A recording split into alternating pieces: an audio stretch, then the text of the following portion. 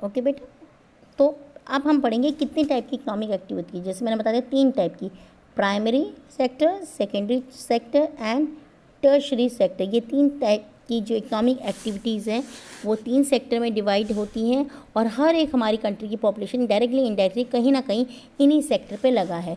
तो primary sector के अंदर क्या क्या चीज़ें आती हैं, यानी जो व्यक्ति, जो ह्यूमन एग्रीकल्चर में रिलेटेड है, एग्रीकल्चर में वर्क कर रहा है, फॉरेस्ट डिपार्टमेंट में वर्क कर रहा है, एनिमल हस्बेंड्री में वर्क कर रहा है, फिशिंग कर रहा है, पोट्री फार्म में वर्क कर रहा है, फार्मिंग कर रहा है, माइनिंग। तो ये सारी जो एक्टिविटीज़ आ गई हैं ये किस सेक्टर के अंदर आ गई है, प्राइमरी सेक्टर के अंदर आ गई है।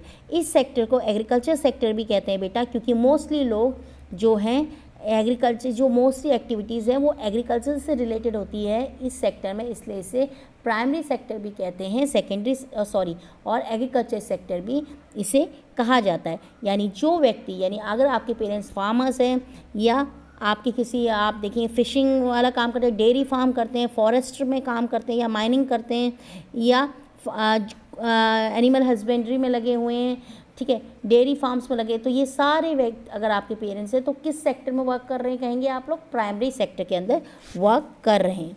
सेकंड क्या होता है, सेकेंडरी सेक्टर।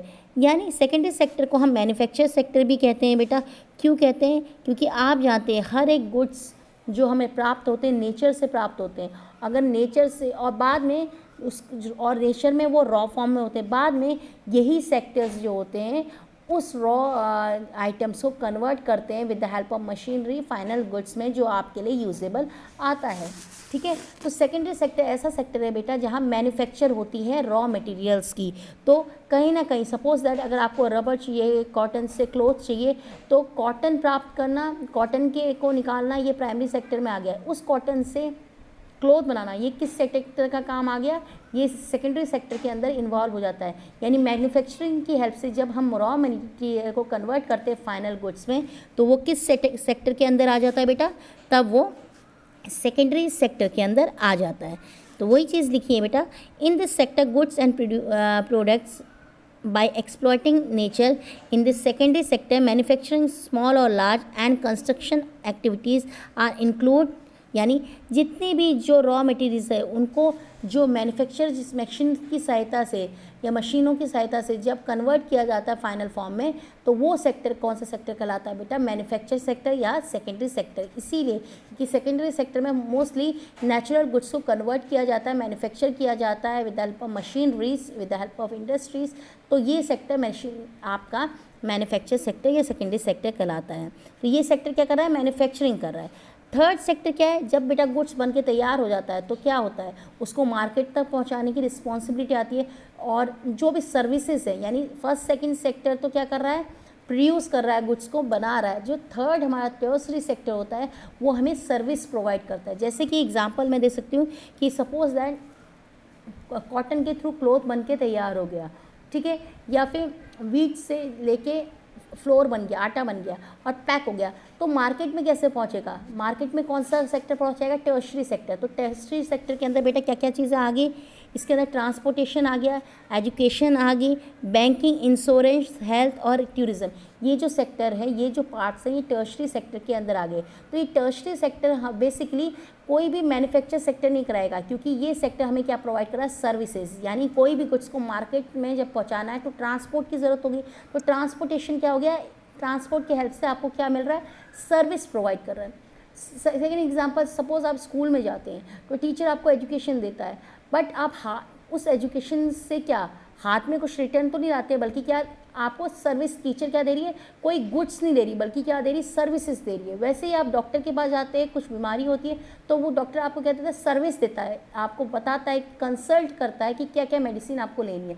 तो कहीं ना कहीं टर्शरी सेक्टर को, क्योंकि मोस्टली सर्विसेज हमें प्रोवाइड करता है, इसलिए इसको सर्विस सेक्टर भी कहते हैं। तो आप अगर देखेंगे अपने नियर बाई, आपके नियर बाई नेबरिंग में, तो कहीं ना कहीं हर किसी के पेरेंट्स या तो प्राइमरी सेक्टर में इन्वॉल्व होंगे, या सेकेंडरी सेक्टर में इन्वॉल्व होंगे, या फिर टर्शरी सेक्टर में इन्वॉल्व होंगे। तो ये तीनों सेक्टर्स मिलके क्या बनाती है, इकोनॉमिक एक्टिविटीज़ बनाती हैं। तो इकोनॉमिक एक्टिविटीज़ कितनी टाइप की होती है बच्चे, 3 टाइप की सेक्टर्स। प्राइमरी सेक्टर आ जाता है इसमें, सेकेंडरी सेक्टर आता है और टर्शरी सेक्टर। ये तीनों सेक्टर मिलके क्या प्रोवाइड करते हैं, यानी लोग अगर इसमें लगे हैं तो उन्हें क्या मिल रही है इस चीज़ से, इन सेक्टर में वर्क करने से उनको क्या प्राप्त हो रही है, इकोनॉमी, पैसा प्राप्त हो रहा है। तो ये तो आ गया इकोनॉमिक एक्टिविटीज़ के अंदर ये 3 पार्ट्स होते हैं। अगर आप बोले हमारे घर में मम्मी घर का काम कर रही है, जॉब नहीं कर रही, तो वो किस में आ गया, वो नॉन इकोनॉमिक एक्टिविटी में इसमें आया, क्योंकि आपकी मदर जो घर में काम कर रही है उससे उनको बेसिकली कोई इनकम प्राप्त नहीं हो रही है, तो वो कौन सी एक्टिविटी होगी, नॉन इकोनॉमिक एक्टिविटी होगी। तो इकोनॉमी, आई होप आपने economic and non economic activities को अच्छी तरह समझ लिया होगा। Okay, in India traditionally there is division of labour between man and women. आप देखते हैं भारत के अंदर बात करें तो आजकल तो हर एक व्यक्ति काम कर रहा है, चाहे वो मैंस हो, वीमेंस या वो वीमेंस हो, दोनों ही अपने अपने एरिया में काम कर रहे हैं। लेकिन पहले बेटा ये होता था मोस्टली मैन ही एज अ लेबरर के रूप में काम करते थे, वीमेंस का वर्क होता था घर के काम करना।